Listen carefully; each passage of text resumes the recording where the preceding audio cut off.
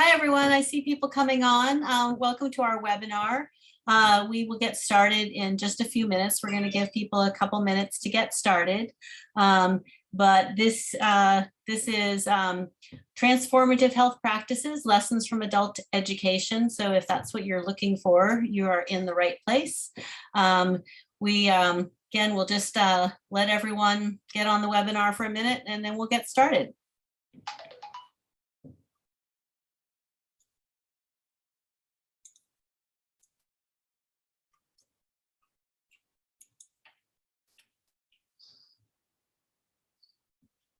Okay, welcome everyone. We'll get started in just a minute. I think there's a few more people creeping in.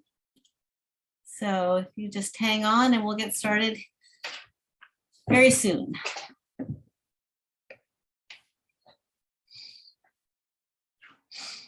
All right, I think the new people have slowed down. More people will probably come in the coming minutes, but we will get going. Hi, everyone. My name is Julie McKinney. I'm with IHA and I'm moderating this webinar. It's called Transformative Health Practices, Lessons from Adult Education.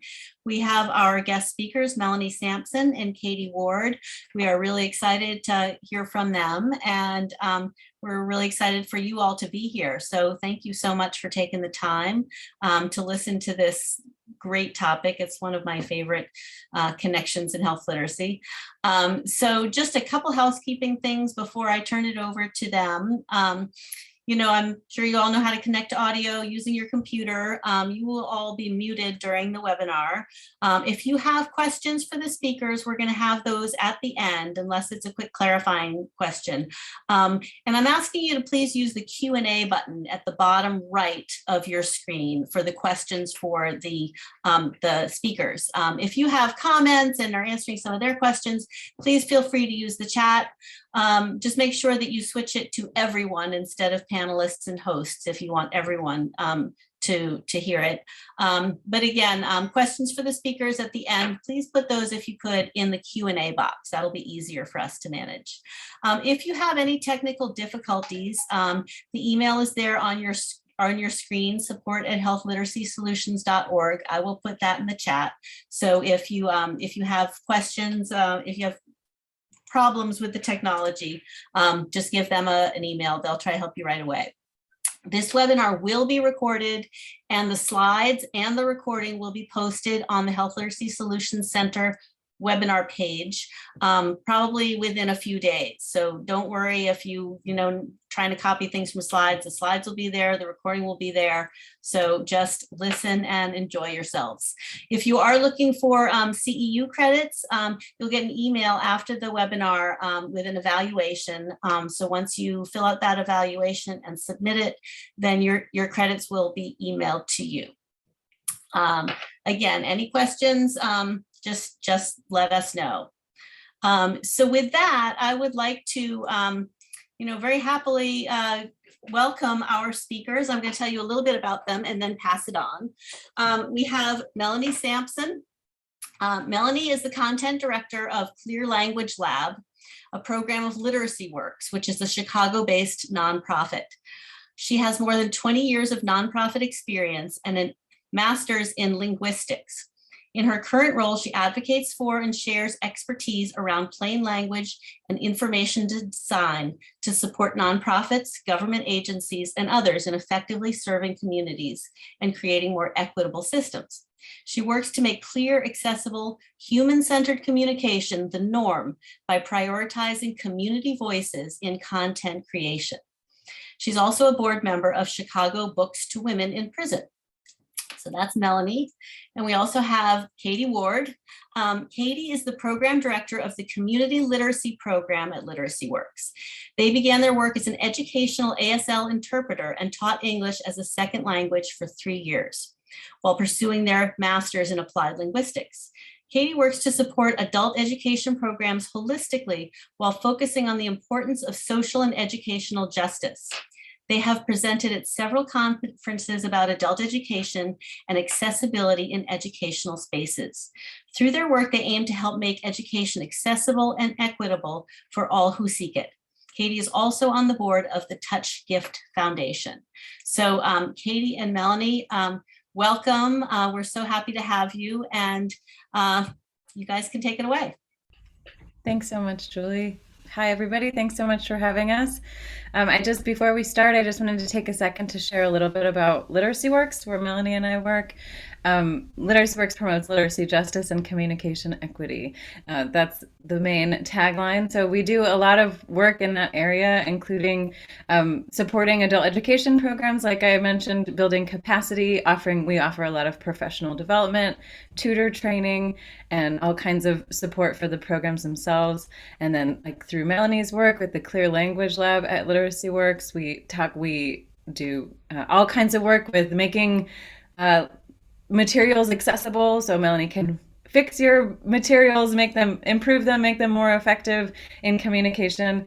And then also there's plenty of trainings in that area. You can check out those things. And then together, collaboratively, we always are, all through all our work, we're always raising up adult literacy issues, which obviously spread very widely because we are in a health webinar today. So adult literacy issues are kind of go in all sectors. So we're always making sure we're talking about those big things and trying to make change when we can. Yeah. Awesome. Thank you everyone for being here. And yeah, thank you again to IHA for having us. We thought we'd start with a little question to contemplate.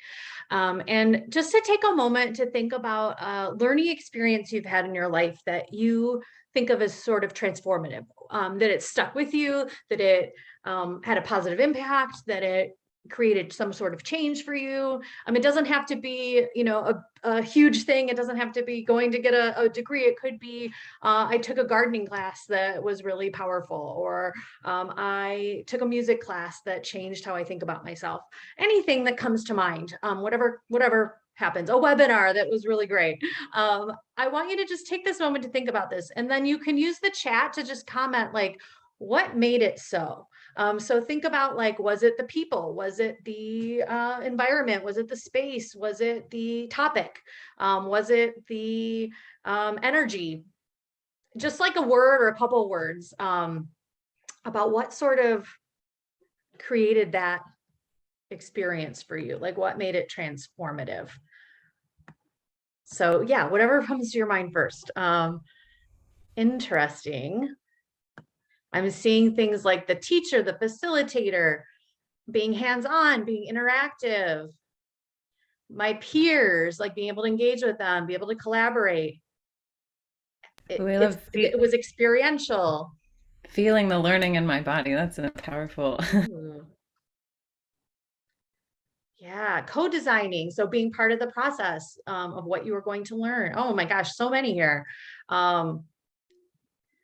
Yeah, people speaking in a real authenticity, speaking from the heart, learning alongside others, including kids. Yes, I love that.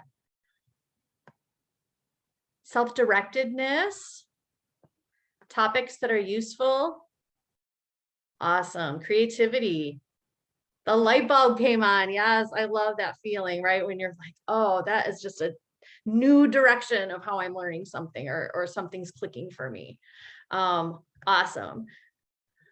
Yeah, being in conversations with new people, maybe people you wouldn't normally cross paths with. Yeah, things that are very meaningful for us. Awesome. Okay, this is great. I love this. We're going to come back to this list, but I think that this is such a powerful documentation of how these types of experiences can transform us. So we're going to come back to this. So hang on to sort of those feelings for a moment, and we're gonna continue to explore sort of this intersection of the work that we do in adult education and the work that maybe you do in health literacy or health education. We know that there's folks with a lot of different roles on the call, so please feel free to think about what we're talking about through your lens or your work, and that there's a lot of expertise to share in this space. So thank you for sharing those things with us. Yeah, those I love this list. I kind of want to have this chat as like goals for how I can teach. So we're going to start out by talking about popular education, and maybe you've heard of this term before, but we're going to explain it in just a second. So yes, thank you, Carol. Exactly. So Paulo Freire started this, and we also see lots of modern day versions, including bell hooks, which kind of adds in the feminist aspect to his work, and lots of people have built on it. So it's a focus on literacy as a means to gaining personal and political voice. So it's education with a purpose. It's education with a goal in mind, and with understanding that we're all the participants are fully human. And sometimes people are like, of course they're human. Why would you say that? But we're going to talk about what banking education means, and we don't really see that really playing out in that. So Paulo Freire started this kind of education program in Brazil when it was required that you needed to know how to read and write or to pass a written literacy test to vote. So he started working with farm workers to kind of get them to the point where they could vote and then obviously make a difference in their lives. So education, for the sake of personal gain in that way. So banking education is not popular education. You're like, what is banking education? This is a term also Freire came up with, and he says he came up with it, maybe it was around, but that was where we heard it first. So these are some of the principles when we talk about banking education. So the teacher teaches and the students are taught. So you're like, of course, that's why we have those words. But think about that the extreme. That is a very specific relationship, and it doesn't change. You are a teacher, so you teach. Yes, these slides will definitely be available for sure. We'll be sending those out. So don't frantically take notes. You don't have to. And this one is a big one. Oh, no problem at all, Irene. The teacher knows everything and the students know nothing. That is something we could think about is a really big problem with this banking education. The teacher talks and the students listen. Teacher disciplines and the students are disciplined. We kind of get the idea. We kind of see that the teacher has one role, the students have one role. They're very separate and they don't mix. So the teacher decides what the curriculum is. They decide the lessons. They decide what's going to happen, and the students don't have a say in that. The teacher also confuses the authority of knowledge with their own professional authority. So that's a really big one of just because you know something that someone else doesn't know doesn't mean, that you are the authority over the whole situation. You just happen to know something else. So this is banking education. And as you hear these things, I want you to just kind of think about your beautiful list and things about teaching that you've enjoyed. Just kind of keep that in the back of your mind as we're kind of going through this. So with banking, this is a cute little image to just show that with banking education, we have an empty brain, an empty person that has nothing to contribute until they are waiting to be filled with information. So they have nothing to contribute until they learn from the teacher. And then once they have the teacher's knowledge, then they are able to contribute. So so thinking about that as we go through this, of what it means to be using a banking education model. So in contrast, popular education focuses on these big principles. Education is not neutral. So there's a lot of talk now. We talk about social justice issues. We're talking about all these kind of complicated issues in classes, and I'm hearing from teachers sometimes, I just want to stay neutral. I don't want to get involved. I don't want to be political in my classroom. But it's important to remember that education is not neutral. Everything you teach is a choice that maybe it wasn't you that made it. Maybe it's from a textbook, or maybe it's from or a curriculum that your boss instructed you to use, but it is not neutral. There's always choices, and there's always things that are left out and things that are included, and that's just kind of the nature of it. So even being neutral is a choice. Education is transformative. It needs to do something with your heart and your mind. Like Melanie mentioned, like a music class. Of course, music is perfect, and you don't have to be a musician to take a music class, but it should do something for you emotionally or, with your knowledge. And education is democratic and collaborative. So I saw the word collaborative a lot in the list. So remembering, like, when we talk about banking education, the teacher decides everything and the students just show up and passively get the information. But in popular education, we have conversations. It's a democratic classroom, and we're collaborating, teachers and learners together. And actually, the term co-learners comes up a lot as teachers and students. Instead of teachers and students, we say co-learners, and that we're constantly learning from each other. And and facilitator instead of like teacher. Education is reflective and actionable, so we should be able to do something with our knowledge, and we should have plenty of time to reflect on how it impacts our lives. It is purposeful and relevant. This is especially, Paulo Freire worked with adults, but this is especially powerful when we think about adults. It has to be relevant and important to them. If it's just a waste of time, nothing's going to happen there. Education is student-centered. So that doesn't mean that you show up to class and ask the students what they want to do and then just sit there with your arms crossed and say, okay, what are we doing? It's student-centered. No, it means we're focusing on the specific goals of the student, and we're not saying, here's what I think you should learn. We're asking, what do you want to learn? Let's learn that together. And as the facilitator, you can facilitate that conversation, but making sure that we're always just doing what the students need in that moment. And that doesn't mean because they don't like math, we're not doing math. It just means we're focusing on their goals. And in this idea, knowledge is not top down. It is collaborative. The teachers don't have all the knowledge, and teachers are allowed to say, I don't know, let's look that up together, or that's a really good question, let's figure it out. What do you think? Those are things we're allowed to say, and really we don't have to know everything. And prior knowledge is very valued. So recognizing that we are the people in our lives, adults in our lives that we're teaching, are not, they don't have empty brains. They have full lives and full,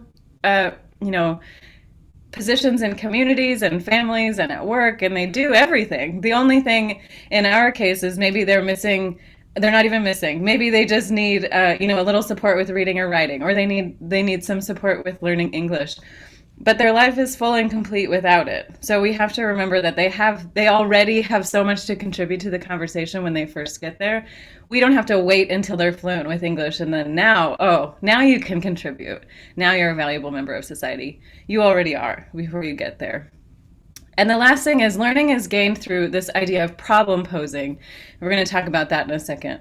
But yeah, exactly. Thank you, Melanie. So problem posing is the idea is that we're having conversations to try to figure out what are our classes, what do the learners want to learn, what do we want, what's important to them? Because remember, it needs to be purposeful and relevant. So if we show up with this perfect lesson about going to the grocery store and all of our learners don't really care about that, that's not a student-centered learning activity. We want to have conversation with them to find out what's important, and it's a constant back and forth. And when we have these conversations, these themes pop up. So if you have a shallow conversation, you kind of hear these themes that keep coming up. I have trouble with talking with people at the store, or I want to talk to my child's teacher. All these things that kind of pop up, and then you start to get ideas as a facilitator. Oh, I see what's going on here. I want to focus on this. And then you focus on a problem. What is a problem that you have? And so then the class and group will kind of generate this problem. And one that's kind of been coming up a lot in this last year was, working from home with children everywhere, or going to classes with your children home and not having like a space for yourself. So we kind of start with that issue, and we go through the process of, well, why is that important to you? What kind of problem is this? Why do you think this is happening? What can we do to solve it? What kind of action steps do you have? And you just kind of keep going through this process of discussion, collaboration, and again, it's action focused. So we came up with, in one of the examples, you come up with all kinds of things of like, well, there should be childcare. There should be an option to drop our kids off, and it's a pandemic. So what do we do? Well, maybe they can all go in the backyard, and then we can keep an eye out from the window, or whatever their options were. It could just be small solutions like that, but it's student student created solutions, and it empowers and it creates an opportunity for students to be involved in their own education, which is really a really important part of this. So here are some pretty cool examples. There was the health intervention using problem posing to talk about HIV and AIDS in the African American community. So they asked a lot of questions. What do you think is going on? Why is this happening? What can we do? And the people asking the questions were not being prescriptive. They weren't saying, this is what we should do. This is what the science says. They were just asking, what do you think? And then the community created a plan together. And that's kind of a way of being collaborative and democratic. And in this other example, the bigger picture is asking, in this case, it's youth writing poems about things that were important to them, talking about giving them an opportunity to share. This is what I want to say. I am a valuable contributor to this conversation as well. So these are just some examples, and you can check those out when you get the slides. So we just talked about this tension between sort of banking education, which I think maybe a lot of us experienced in our own educational history. I know I certainly did. I can remember lots of sort of lecture experiences. I remember I have a vivid memory of outlining a history book in like 7th grade. Like that was how we were learning history. But then I have the opposite too. I have these really powerful connections with really positive learning experiences. So I suspect we've got a combination. And in regular life, we know that banking education is often still how a lot of stuff is delivered. And it might be that in our own work, it's how it's delivered. Maybe in your own professional development, there's a lot of like memorizing and just like learn the stuff, and there's not a lot of engagement. Maybe the resources you have don't also allow sometimes you to kind of have that own experience with your community members because there's things set up a certain way. Why does this happen then? If we talk about how much we value as humans these experiences, why does so much learning that still happens in the world, in schools, in healthcare look like this banking style?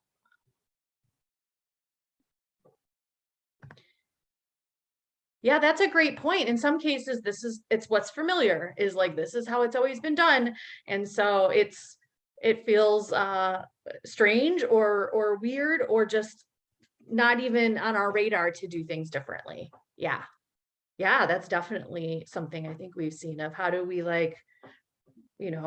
transition that norm when it's how it's always been.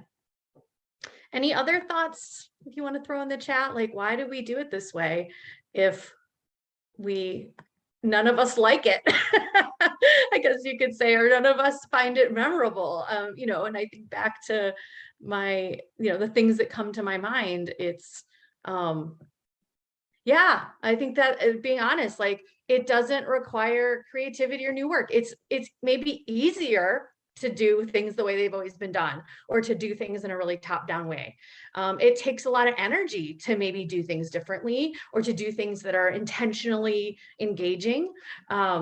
It might be hard to get everybody on board to change how we do things. I think that's a great point. It takes time to get people's feedback. It's easy to measure. Did you pass this test and check the boxes? Yes, the hierarchy and the power differentials that are at play that are so embedded, are going to take really a lot of work to unpack and change how we think about systems and make systems more equitable. Yeah, all of these things. We've always done it that way. There's real power at stake that sometimes people want to keep, right? Like, the elements of systemic racism and wanting to keep the system the way it is are powerful forces that require real intentionality to make those changes. Thank you. I appreciate everybody adding their thoughts there, because we kind of know what would be better, but it's hard to make that. Why aren't we doing it? So we're going to talk a little bit more about why there's value in thinking about this and pushing this in in education in general, but specifically in health literacy. Yes, I had my answers ready to go, and then all these answers were like really beautiful. I think, yeah, I love it's easy to measure. It's easy. It's easier to just read out of a textbook and follow the steps. This takes a whole mind shift. But the great thing is that we can change minds, and we can change our minds, and we can do whatever we want. That's the greatest part of it, is that we don't have to do anything. So we're going to apply this to healthcare to kind of make it more and it applies really well to just right on top of healthcare and how it works. So we can just change and think about healthcare as transformative, right? We want to change people's lives with our healthcare and a health understanding. Patient-provider interactions are purposeful and relevant. We don't want to waste anybody's time. We want them to be useful and helpful to the person, to the patient, and to the provider. We don't want anybody's time being wasted. Healthcare can be patient-centered, right? So making sure, again, not what you think the patient should do, but what the patient wants, addressing what's going on with the patient's goal, thinking that prior knowledge is valued and recognized. So understanding that patients don't walk into a doctor's or a healthcare situation with zero knowledge. They have lots of experience. Some of it might be traumatic, some of it might be stressful, some of it might be great, some of it might be wrong. Like there might be maybe incorrect information, but it's all valuable, and they don't have empty brains, and they have stuff to contribute. These can be democratic and collaborative too. So like just like in popular education, students have a role in their own education and in shaping what they want to learn. Same with healthcare. Like patients can have a purpose and a role in their own care. They can have access to mechanisms that reflect and take action. So there are action steps. These interactions, whatever, if it's a doctor's appointment or a social worker, all these kinds of places where they might interact in kind of like a healthcare space, there can be action and chance for reflection, because those add more emphasis on empowering the patient or the client to kind of be more involved in the system and have their opinions and their thoughts incorporated.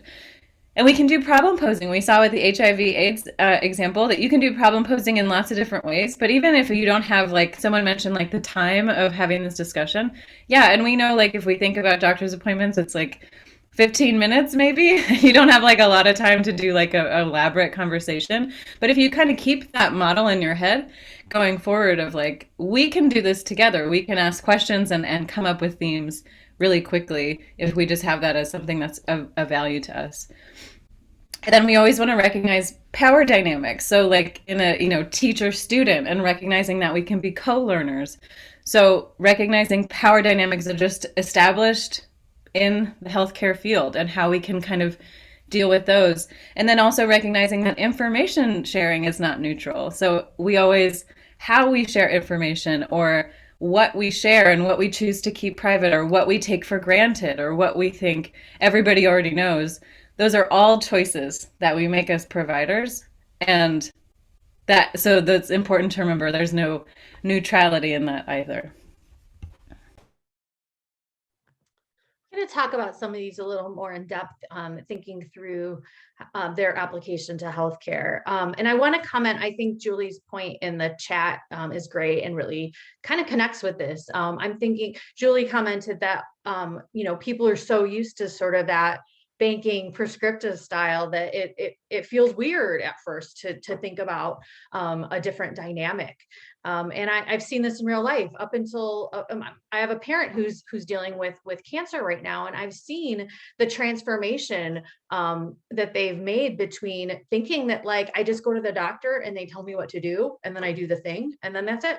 And it's really been a transformation to see him take ownership of a lot of these things, because in his mind the doctor knew best, and that's how it had been framed to him all this time. And so now that there's a shift, it's been a really interesting thing to see that transition. And I think maybe that's changing, but for someone who's older and that what they've always experienced is like, well, the doctor will tell me if I need that. It's a big difference, and it's an important difference though, because he has to make decisions about what kind of treatment he wants and what kind of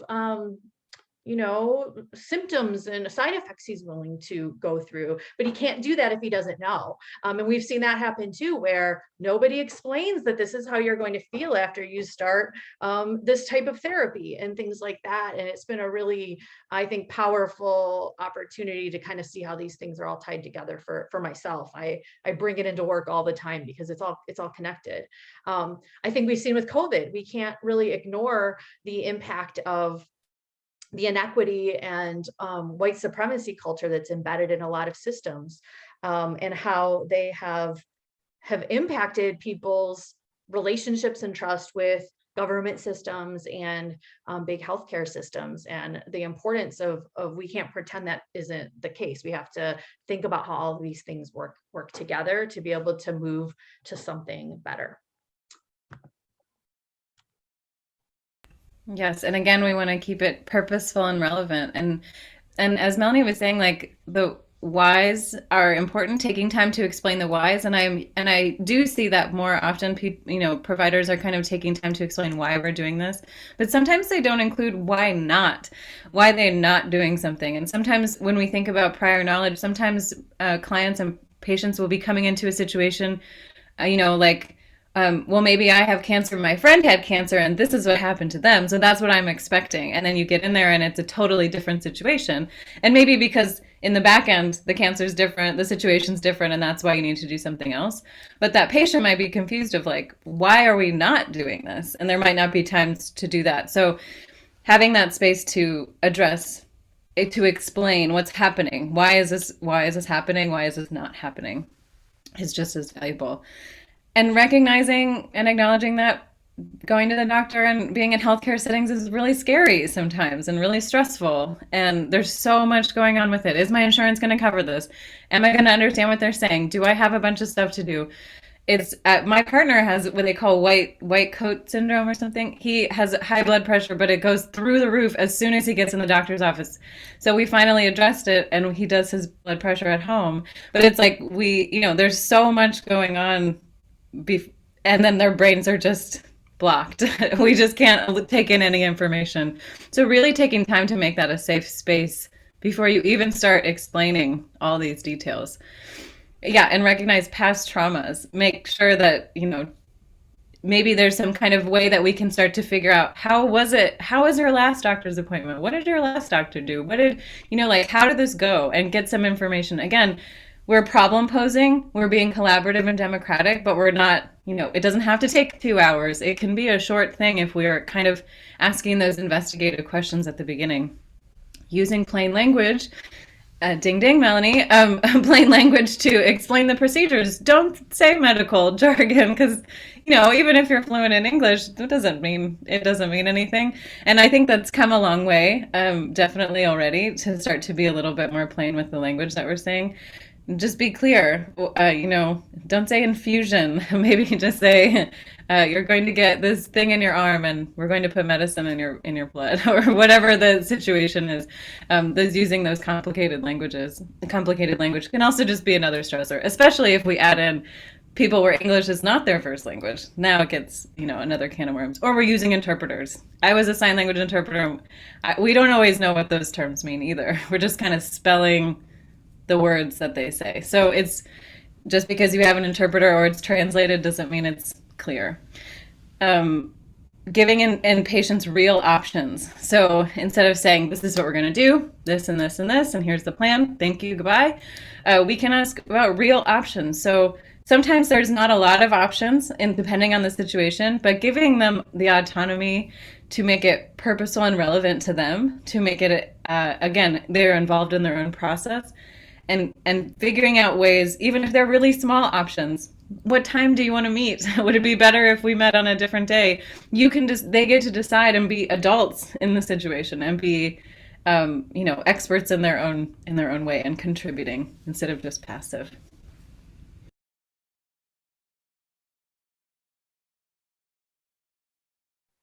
Sorry, I had to unmute. The next one is healthcare as patient-centered. And I know that this is a buzzword and this is talked about a lot in theory. But yeah, we wanted to talk about some, like, how do we dig deeper with this? And thinking about examples that that come up every day that maybe don't illustrate this. So how do we transform this? So setting goals with patients to structure interactions. I sometimes go to the doctor and I have my list that I know at the beginning, because I realized that, like, if I wait sometimes for someone to ask me, they're never going to ask me. So helping create spaces where people know they can do that. When you have someone come in who, doesn't necessarily feel like that, you can tell if someone feels like they don't want to listen to you. Kind of goes along with the next one of, making sure your concerns get addressed, so that way, hey, even if we're not starting with my foot that hurts, I know that it's on your radar and that we're going to get to it. Practicing harm reduction. And what we mean by that is just, sometimes the system is less than ideal. It doesn't allow for the healing sort of centered space that we'd like it to be, but where can we mitigate that? So maybe we have a forum that asks questions in ways that we would not prefer to ask questions. Like, can we talk through that and at least explain, like, listen, I know why this asks a lot of personal information. This is why. I'll give you an example. My mom was filling out an online form the other day and it kept asking for her social security number. And we talked about, I was like, I don't give that usually, because I don't know why you want it. And that feels very strange to me, that you're asking for this really personal stuff without giving me at least some explanation to help me alleviate my concerns around why you'd need that. Recognizing and acknowledge what the patient wants. I was many years ago, I was diagnosed with an autoimmune disorder. And one of the first things the doctor said to me on the phone was, "Oh, I've never seen that in someone your age," and centered themselves. And I just was like, what does that mean? Does that mean something's wrong with me? Does this mean I'm going to have a lot of problems for the next 50 years? Like, it really made it about them and that experience, instead of what I was, the news I was being delivered. And obviously that goes with the last one of just thinking through, like, people's anxieties.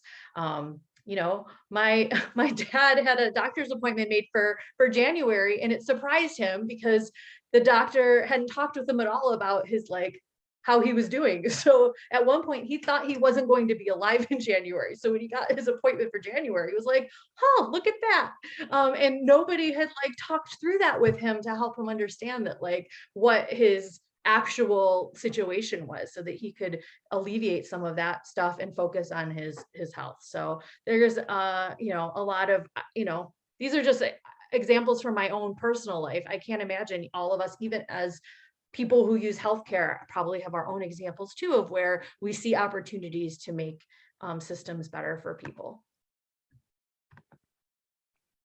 And there's lots of frameworks out there that we can think about, but I think a lot of this is really making this, like, the high priority. And I know that that's hard, and I know a lot of people, like, on this call, like, focus on this stuff all the time and care about this. So thinking about, well, how do we make this more systemic, that this is normal in our own institutions or our own systems that we're a part of. This is just one more example. We talked about plain language, and that's what I spent a lot of my work doing. But the one on the left is actually a real life letter that my mom opened up, and I watched her open it up, and I watched her turn it to the side and go, I don't know what this says. And so as an exercise, I've unpacked it to try to see, well, can I make sense of this to be able to help my mom know what to do around this issue that, with my dad's medication. And it took me a minute. It took me a while to be able to unpack this, to say, wait a minute, this is what this means, is there's two choices. These are your two choices, so that they could go do the next thing. But if I hadn't been there, I don't know what would have happened. My mom probably would have had to make a bunch of calls. It would have spent a lot of time of the doctor, this wasn't even, the doctor's the issue so much. I think we just see patterns like this all the time. And how do we push back against these things when we see them in our own world, our own orbits? Yes. And again, coming back to prior knowledge. So they're adults you're seeing. Like in this case, we're talking, you might be working with children who also have prior knowledge, by the way. It's not just for adults. But thinking about adults in this case, they already have a full life and know a lot, and maybe have a lot of experience. I know, Melanie, you shared a story that I won't give the details, but you shared like that the doctors were saying one thing and your dad and your family were saying another thing and they weren't really connecting, but then ended up that your family was right and the doctor was, and it doesn't mean right or wrong is not the point, but it's just kind of like that prior knowledge wasn't valued because he was seen as just a patient with an empty mind, and I have the knowledge as the doctor. And that's, we probably all experienced that before. I'm just bought my first house and all these people coming in and acting like I've never like held a tool before or know anything. And I'm like, hello, you don't know anything about me. So prior knowledge is an important experience to remember. Even if the prior knowledge is like WebMD or something, address those things, that it's not, they've done some research, they're trying to contribute to their own healthcare, even if it's, maybe not the correct information, we want to acknowledge that effort and create opportunities for them to show that. What do you already know about this? We're going to talk about this condition today. What do you already know? What have you heard? And then maybe you can investigate with that really small question of, oh, you've heard a lot, in your head, you've heard a lot about some myths about this. Great. Now I'm gonna bust those myths for you. I'm gonna explain why sunlight doesn't cure COVID-19. So I'm gonna explain that. But now I got that information from you because that's what you told me.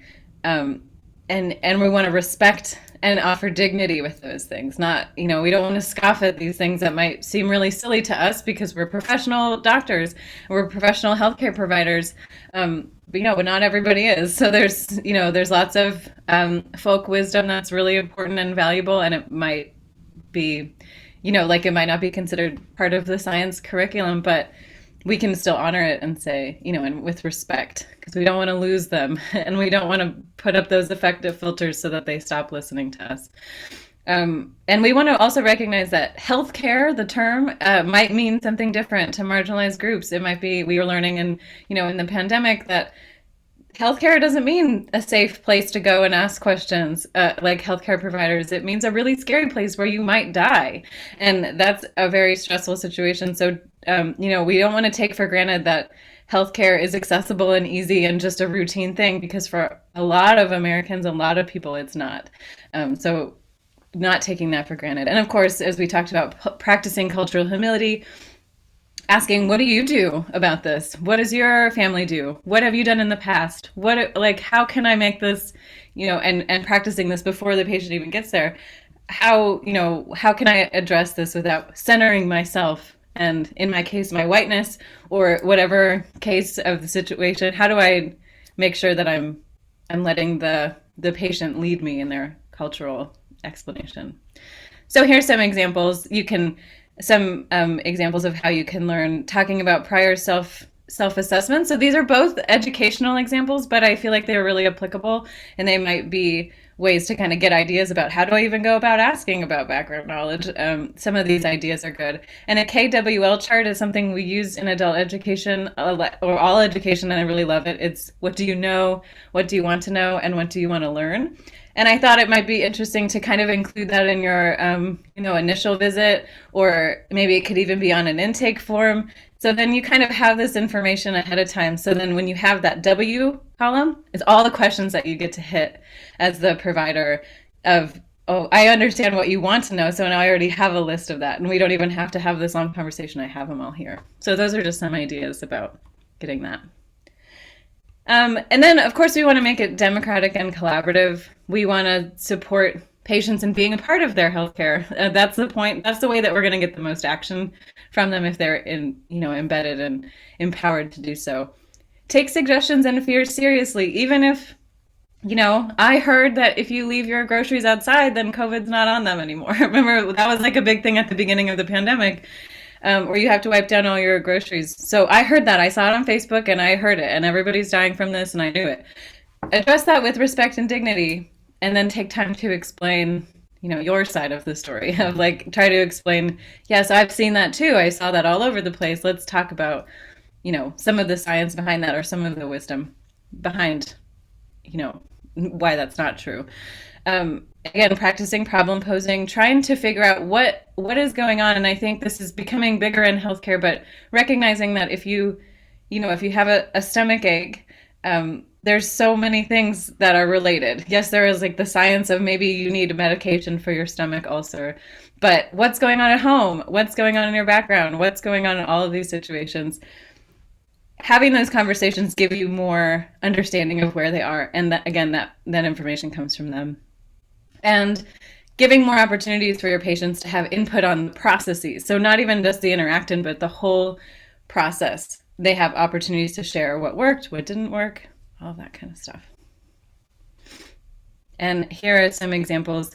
There's the collaborative care model, which I'm sure some of you have heard of. It's just kind of like the idea of creating a team and introducing the team and working together. So you're not suddenly like, oh, and then also you're going to see this doctor on Friday. And you're like, who is that? I don't know. You were my doctor. Who is this other person? But kind of introducing them all together as a team together. And then this is a nice article just talking about patients become more engaged in their own care. So then that happens, more action happens and more healthy choices happen because of that. And then I just love, this quote of education is not filling of a pail, but the lighting of a fire. So remember when we're not just doling out information and just showing it to a patient. We're transforming someone's lives with the information we share. So we can keep that in mind, especially if we're tired and overworked and burnt out. Yeah.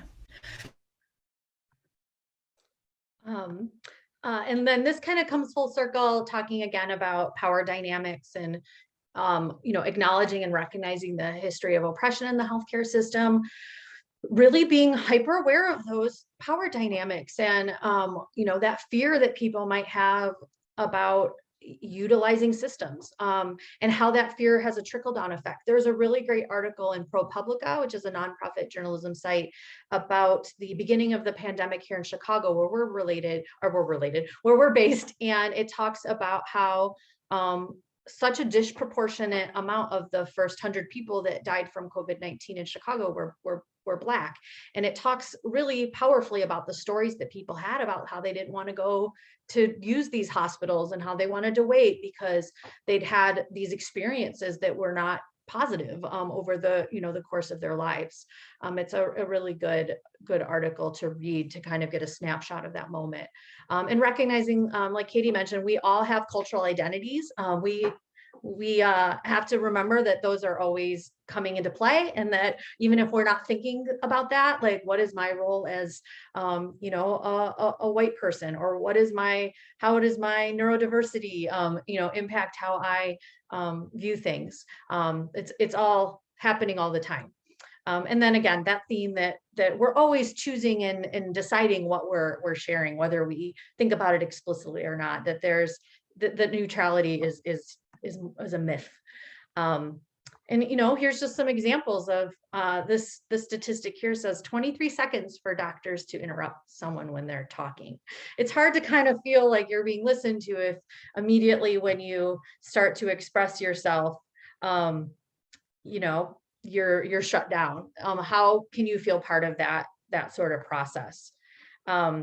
Again, there's a lot of resources out there on cultural humility, especially with healthcare. There's a great website from Canada too, called culturallyconnected.ca, that also has a ton of information around connecting healthcare and cultural humility. But just recognizing that these power dynamics exist as much as we don't want them to, and to pretend like they don't exist doesn't serve to improve the work and advance equitable practices. This is an example, I think, of just this dynamic at play of cultural humility, and thinking through the fact that just because that's not my experience doesn't mean that's not someone else's. This is actually something we had talked about. We had a whole training where we talked about thinking about language we used around supporting folks in the LGBTQ community. And this was a snapshot of someone's experience going to the doctor's office. So, we've got a quote here from someone saying basically that the person at the doctor's office was going to tell them, like, we're going to not use the pronouns you use, because that's that's not important to me as this person working at this place. And just thinking about the ripple effect that would have. Maybe this person's not going to seek care now, or they're going to wait until something becomes a problem. So even though that person might think, well, that has nothing to do with my job, it all does, right? It all has to do with our jobs, thinking about our identities and how they overlap with our work. Yes, and to kind of build on that, like Melanie said, to reflect on our work. Now we're going to talk about, good segue, Melanie. We're going to talk about healthcare as a practice profession. Just like teaching, it's never over. There's always something new to learn, and there's always time to talk about what worked and what didn't. You can go to the next slide. Yeah, so talking of, sorry, I think, no, right? Yeah, this is me. Okay, so acknowledge, sorry. There are lots of ways to acknowledge that there are lots of ways to solve a problem, and that you don't necessarily, and it's okay if you don't have the answer. It's okay to ask for help. It's okay to get, to say, I don't know. That's a perfectly respectable answer. Maybe I don't know, and then let's figure it out. Instead of I don't know, period. But recognize that, that providers don't always have the answers. You want to seek various sources. So like, what are the people saying? We know what the medical journals say. We know what all the science people are saying. What are the people saying? Because that's important to recognize. If we're just coming at from an academic perspective, that might be a totally different situation of what we're coming from. Asking for help and being collaborative. And then from one of our favorite books, Emergent Strategy, Adrienne Marie Brown gives us so many lessons, and there's always time for the right work, and there's not failures but lessons. So even if you have a really stressful, it seems terrible interaction in a healthcare, it doesn't mean it's over. It can be a lesson as a provider to what didn't work, what can we do going forward. So it's always moving, it's not over. I think an example we saw of the point around really pulling community members in was the stuff with masks and COVID. And like, we saw this switch very quickly to, we don't need masks anymore. And then, I knew from my own experience that like, we're going to probably need masks again, and it's going to be really hard the next time to get people to wear masks again. But the decision kind of felt very quick, and it felt like, if we'd maybe talk through some of the stuff, even though the science might say that we didn't need it, like the human part of it, is more complicated. And that seemed like that could have used a little bit more bringing in of people to maybe explore that further when that happened. Just thinking about like humans, like, oh my gosh, you're doing this work every day. You do really hard work. How are people taking care of themselves? Having time to reflect and being able to sort of find space to have those boundaries of your job. It's really hard when you have a job that you care about to like create boundaries around it, because you care about it. And you want to help people. But sometimes you have to, like, what is it? On airplanes, you have to make sure you put your own oxygen mask on first. And think about the fact that most of the time when we're working really hard, a lot of that good, bad stuff that we might put in our head is really about like, the system that I'm in is complicated, and I'm doing my best with what I'm able to be doing. There's actually, I was listening to NPR recently, and there was a story about a new group called the Moral Injury of Healthcare, and they talk about the trauma on the healthcare system. So, recognizing that like everyone in the trenches is also, being impacted by all of this every day too. And just kind of coming back to that, what's that world we hope to have? And using that as sort of a grounding sort of vision when things are hard, because they're hard a lot. We know that like a significant amount of people, there's been a mass exodus from the healthcare system because it's been there's not even an adjective to describe, right? The last year and a half and the impact that it's had on people and the system that was already, was challenged already before all this. Yeah, and I just want to point out that putting yourself out of a job is something that at Literacy Works we do all the time. We always we don't always put ourselves out of a job. We always think that we want to, because the idea is if you're a health literacy facilitator, wouldn't it be great if we didn't have to do that? If everybody understood and systems were clear, and then we can get other jobs. If everybody has access to education, we don't have to be here anymore. Great, like we can go do something else. So of course, that might not happen, but it's a good goal to keep in mind, and it helps you focus on the mission and not just the work necessarily. And then reflect on group practice. So like you can do your own individual practice with a reflection journal, or just start to think like maybe you just make a little note after each appointment. I know nobody has time, but thinking like just a little note, or even a class that you taught, what worked, what didn't. And then we can think about the group. So developing community of practice and creating these group projects, create support groups to just vent and have a bunch of healthcare providers together in a room and just talk about what was really hard today, what was really stressful. And you don't even have to have any solutions, just have a space to get together and complain about people, complain about whatever you need, come up with ideas. It's a really valuable thing to have. And then you can from that you build that community trust, and you start doing that. And I would recommend something we do in education is like establish an observation plan where colleagues can observe you. And I think that seems like a really scary, stressful thing, but it's always wonderful to have that outside perspective. And you can set up the boundaries ahead of time. Like, don't ask me about this. I want you to pay attention to how I interact with this person, how I'm like touching them or whatever. Like I'm trying to make sure that they're comfortable. Can you take notes on that? And just have that opportunity to get that feedback from your colleagues who know the inside track, instead of just, that was boring or whatever. So then you can have the inside track of like, well, here's why it was boring. Here's just some examples about how you can build community of practice, whether online or, in person.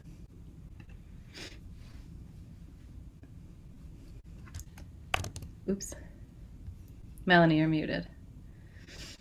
Sorry about that. I was just saying the last point here is just, again, making sure we're not just like getting feedback, we're actually using it. I know recently, again, I know I have a lot of personal examples, but I'm not even looking for these, they just come up. I was watching my mom use an online portal, watch them call and say, why didn't you fill this out yet? And they were really nice about it, but they weren't addressing the fact that it was confusing. It was confusing for me, and I have a master's degree. And I was watching my mom fill it out, and I watched her go, I've told them I'm female 3 times. And her frustration with thinking like, am I doing this right? This doesn't match what I need to put in. So really just being, important to have these systems in place, like the examples above, but like, then how are we like looping them back in and actually like moving them forward? So we talked about those things, and there's other examples you can see that we'll share out that you can check out. And basically, just to wrap up, popular education is for transformation of healthcare. So we can use all of this information to have, higher patient engagement, which means healthier patients. They see themselves as part of the process, not the result. You'll get more compliance, if you have people invested in it. And then, of course, your work is you don't have to explain as much.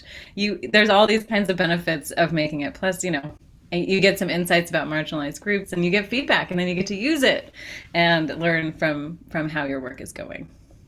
So we know we're running a little late, but we have